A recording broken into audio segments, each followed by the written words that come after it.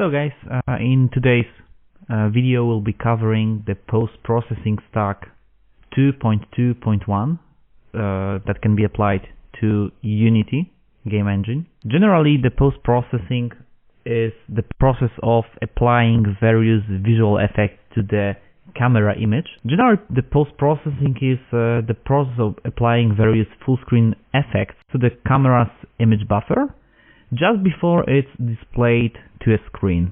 The point of using it is to improve the visuals of a game with little to no setup time and effort.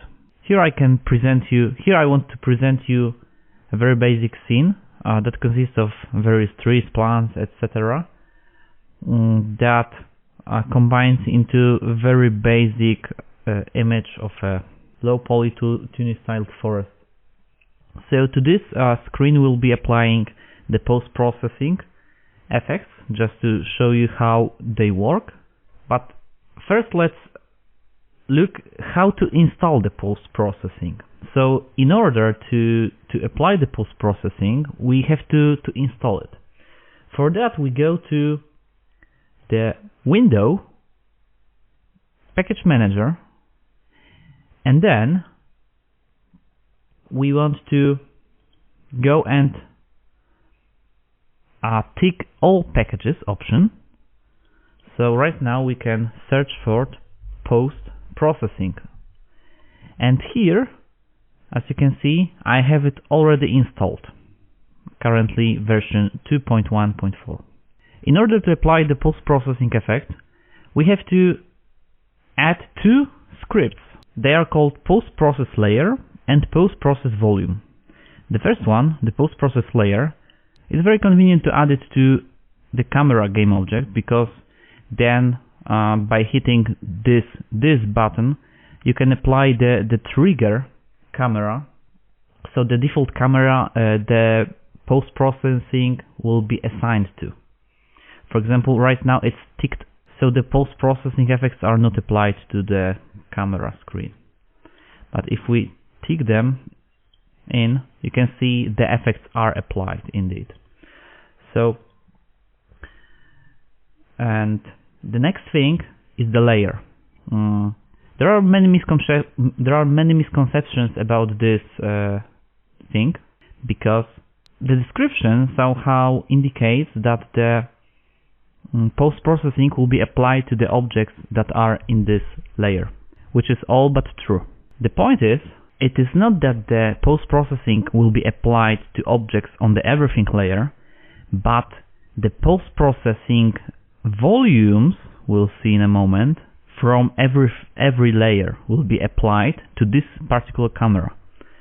So right now, our camera is on the default layer, right? So it is covered by everything. If we go with nothing and toggle those two scripts, there is no post-processing effect being applied, because we are only applying it to no layer, right? And we are on the default one. And if we go with, for example, water and UI and post-processing, it doesn't work, because our camera with the post-process volume is on default layer. Okay, so right now we have to toggle the default layer in order to launch it. So then we have anti-aliasing option that can be set up for this camera. It is good if you want to optimize the game by choosing which cameras are using anti-aliasing. Then we've got the stop NAN propagation option, which will kill any invalid NNA pixels, and they will be replaced with black color before the post-processing is applied to the screen. Then in the toolkit we've got some kind of advanced utilities that we can use. For example, export the camera as it is right now, or selecting all the post-process volumes or active post-process volumes, and also more options which are pretty much self-explanatory. And there's also way of sorting custom effects, but it's not even advanced, it's like grandmaster level of scripting, so let's skip it for the time being. Let's add a new post-process volume. So we've got the empty post-process volume item. Let's paste the component values we created beforehand. As we can see, if we tick it, if we toggle it on, then the post-processing effects are being applied. But if we toggle off the isGlobal, then they are not. So how does it work? Okay, so we've got our brand new game object with post-process volume attached. And right now, if we toggle on the isGlobal, then the post-processing effect is being applied. Don't worry about the screen, because that's what the camera sees anyway. But right now, if we toggle off the isGlobal, then the post-processing is not being applied to the game scene. And why is that? Because if isGlobal is toggled off, then we are in local mode, and we need to add a collider to the game object so that the camera will know if it's in the area of the particular post-processing effect we want to apply. So for example, let's go with box collider, which is the most simple one, and let's resize it a little bit. Right now we've got this collider cube, which is still far from the camera, and the camera is outside of the boundaries. But if we move the collider, or if we move the camera, doesn't matter, and the camera is inside the collider, then the effect of this post-processing volume will be applied, and only then. There's also a very nice option called blend distance, which acts as a second collider and allows us to create a smooth transition from one set of post-processing effects to another, or from one to none, actually. So as we can see, the post-processing effect is being applied smoothly depending on the distance from the camera to the post-processing volume. Okay, so that's about the local global. The weight can be used to reduce the global contribution, meaning 1 is full contribution and 0 means non-contribution. So it's like similar effect to the blending distance. The priority obviously defines what's the order of this volume in the stack. And the higher the number is, the higher priority a volume has, which is a general rule. Now comes the profile. So right now we have applied the same, so let's toggle, make it global. Let's make a new one, so we can see all those curious effects. So whenever we make a new profile, we can add some effects. We can add the effects here in the post-processing volume script, or we can find this profile in our project window. We can open it and add effects here. But generally I find it more convenient to add the effects here directly, which is the same, because the effects added here are, although it's set they are overridden, they are really not, because they are also saved to this profile. So we add an effect, and we've got various effects to choose from. Let's go one by one and see what they can do. First, ambient occlusion. Ambient occlusion is generally the effect that makes darker the creases, holes, or intersections that are close to each other. It can work in two modes: scalable ambient occlusion or multi-scale ambient occlusion. Generally, the scalable one can be very resource intensive, so we either should apply small radius or go to the multi-scale ambient occlusion. Generally, let's go through all the options. Intensity will always adjust the degree of the particular post-processing effect we are applying. Toggle to the game scene, so we can see that's the screen we are seeing without any ambient occlusion, as a matter of fact. And let's increase the intensity. The higher the intensity is, the more dark areas appear on the screen. So it makes this effect of a shadow, it makes the effect of shadows between particular items. It is especially good if you want to make thriller-like, if you want to make a horror-like mood. We can increase the thicker modifier. As you can see, it has an effect. The color can be changed because right now we are choosing the black one, but generally we could go with any color actually. For example, choosing a dark blue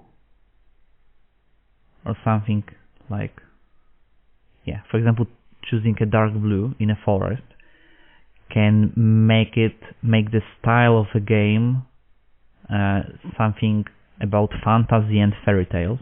Red may suggest it being a kind of dangerous area, so you know the sky is the limit, and the black one makes the atmosphere more dense and terrifying. Okay, so let's add another effect, which is auto exposure. So it just dynamically adjusts the exposure of an image according to the range of brightness, levels the image has. So let's see how it works.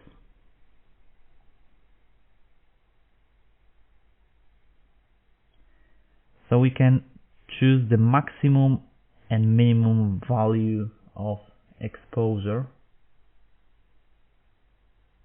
As you can see, the maximum cannot be lower than the minimum. So really it's just choosing the value that makes the screen look the way you want it to look. Those minimum and maximum exposure values set the minimum maximum average luminescence that's considered for the auto exposure. We can also change the exposure compensation, which sets the middle gray value to compensate the global exposure of the scene. So generally, whenever we want. Let's stick with 1 for the time being. That would be for the auto exposure. The next one is bloom, and generally that's the most overused effect, as a matter of fact. If you watched any of my previous videos, you know that bloom is responsible for the glow effect. That's generally the main definition of bloom. So it creates those fringles of the light extending from the borders of the bright area in an image. So let's increase the intensity, and as you can see, there are parts of the skybox that emit light, right? And they are going through the forest right now, so we can see that there is some light going through those trees. There is something where we want to go. If you want to create an effect like this, then I suggest using the bloom. Obviously, when it comes to the bloom, it's easy to overdo things. So remember, putting very high level of intensity in bloom can result in, having some bad time. But just putting the correct value may improve the visuals of your game intensively. Then we've got the threshold, which sets the level of brightness to filter out the pixels under this level. A softness, so the gradual threshold from transition like between and under over the threshold. So when you've got 0, the threshold will be very hard, which is, I guess, I mean, sometimes you want to have this kind of effect. Another thing we would like to know about is the color. So obviously you can change the color as you like, and then while increasing the intensity you can, for example, choosing red bloom right now, we can see that the skybox is still white, but with the red bloom it goes into orange color, but the borders are red. Okay, so it goes and creates this little nice sunset effect in this particular preset. Okay, let's go to another effect, chromatic aberration. The chromatic aberration generally affects the chromatic aberration effect mimics the effect of a real-world camera. So imagine a normal camera that produces an effect when its lens fails to join all the colors at the same point. I mean, the definition is quite difficult to understand, so let's see with an example. We have to use a texture. Right now there is default texture. When there is none texture, it's a default texture. So let's increase the intensity so we can see that the borders of the screen are being somehow sucked into the infinity that's behind the camera. Let's go with, we can choose one of, there are textures that have different effects depending on what they look like. So generally I suggest sticking to this default non-texture, and the effect, if you like it, then stick with it. Okay, the next effect will be color grading, and this one is the one with Bloom and Vignette is one of the most overused effects. I don't mean overused in a sense of a bad thing, because it is for you to use it, but there are so many options here and so many possibilities that it's very easy to spoil the effect instead of increasing the visuals of the game.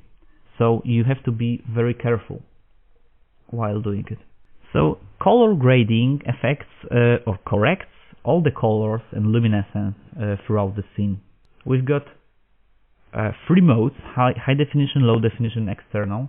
Low definition is good if you are planning to make a game that's targeted for mobile devices, and high definition when it's targeted for computers and consoles, obviously. Then we've got tone mapping. So generally tone mapping is an advanced option. So the basic ones that you can freely use without losing much performance are the tone and color mixers, and also the white balance. So let's go to the white balance and temperature and tint. Generally 0 means the default one, obviously, and the more we go to right, the more warm temperatures we receive, so they go into yellowish or brownish style, and if we go to the left, we received more cold ones. Depending on what you want to achieve, you can choose either side and any value, as a matter of fact. Obviously, reducing the temperature will be good for all the scenes set in, for example, dreams, or obviously like Arctic, polar, and generally snow-based locations. And when we want to show the player that he's welcome in this location, we can increase the temperature.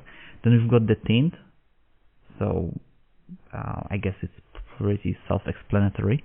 It is nice to change the values and see what is the effect that we receive on the screen, and that's how we can choose the correct values. Then we've got the color filter options. Here we've got the color for the tint. Yeah. Let's go with the. If we want to make the scene seem darker, we can apply gray. Right now it already seems a bit darker. Hue shift is.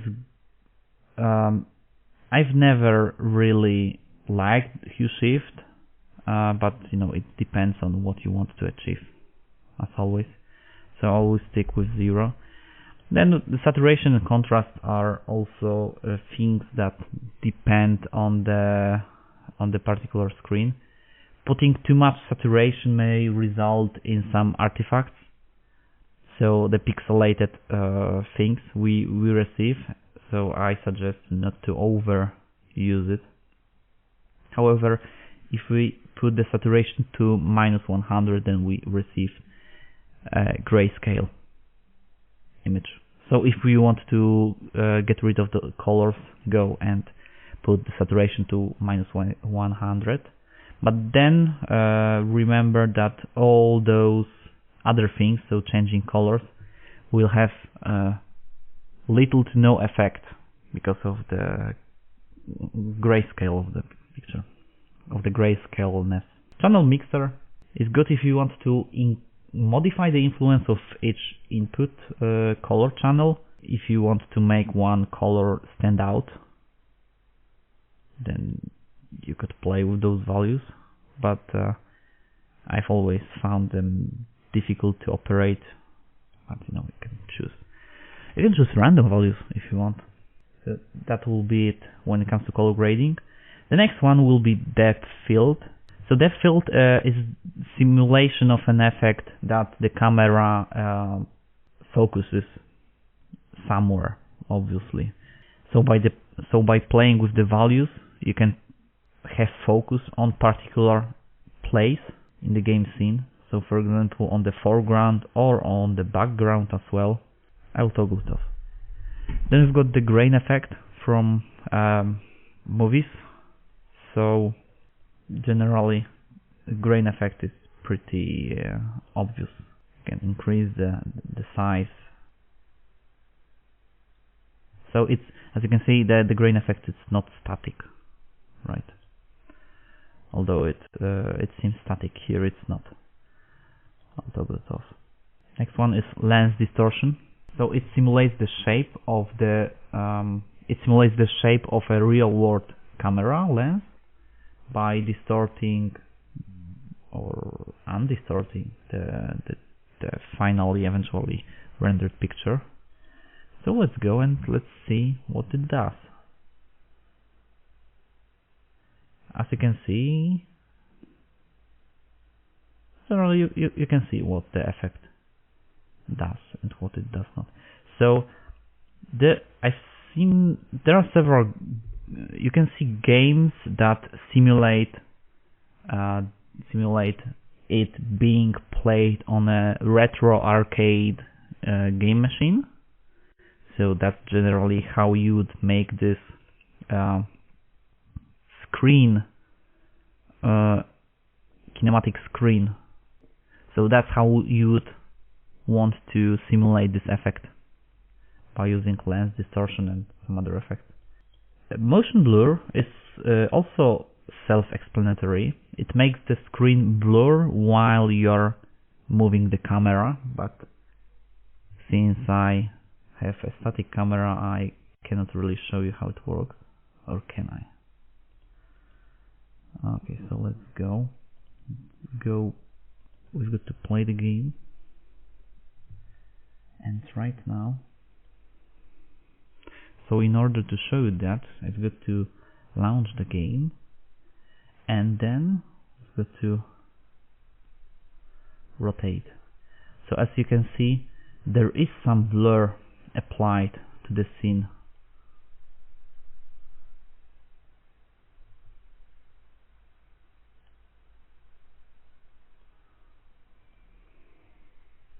So the blur is only being applied when we are moving the screen, when we are moving the camera. So if, for example, the player is moving, then the effect is applied. I will turn it off. So the next effect is screen space reflections. So it creates the subtle reflections that simulate wet floor surfaces or puddles. I generally do not have any water in this scene, as you can clearly see, but the effect will look like this generally. Okay, and last but not the least, Vignette or Vignette, or however it's called, however it's pronounced.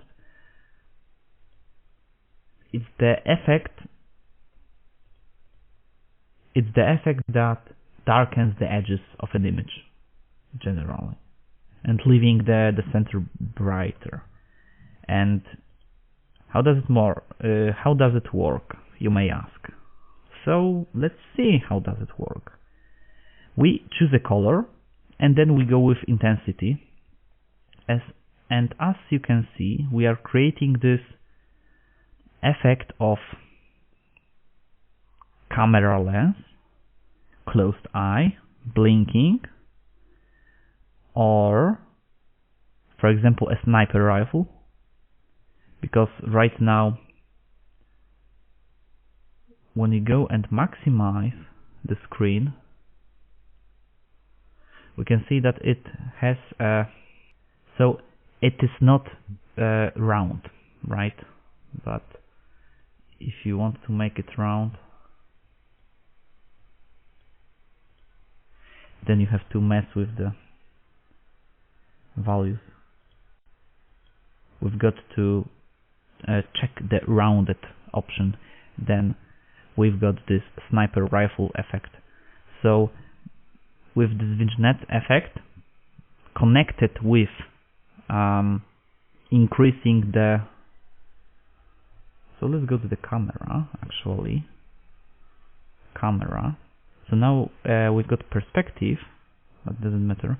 If we increase the field of, decrease the field of view, as we can see, we are applying zoom to the camera, correct? So that's an easy way to create sniper rifle or ECOG scope effect. However, right now the edges are somehow smooth, but we can either want it to be smooth or not.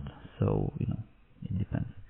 Right now, as you can see, we can make this effect of closing eyes, reduced vision, or if we change the color, we can create some different effects. For example, damage to the character. The more red Vignette, the more damage the character is, or maybe some rage, or some madness. You know, as always, the sky is the limit. So whatever you choose, that's what you receive. That's what Abraham Lincoln said back in the 80s. So that would be it when it comes to post-processing effects. As you can see, you can achieve pretty much with it. Of course, everything depends on what you have to begin with, because right now I have a very basic scene, and the effect I receive can put a certain mood in this game. However, it's easy to overdo things and to create an opposite effect, opposite of nice one, obviously. Okay guys, so thank you for watching. Remember to, if you like the video, consider liking and subscribing, and be sure to, and see you in the next video.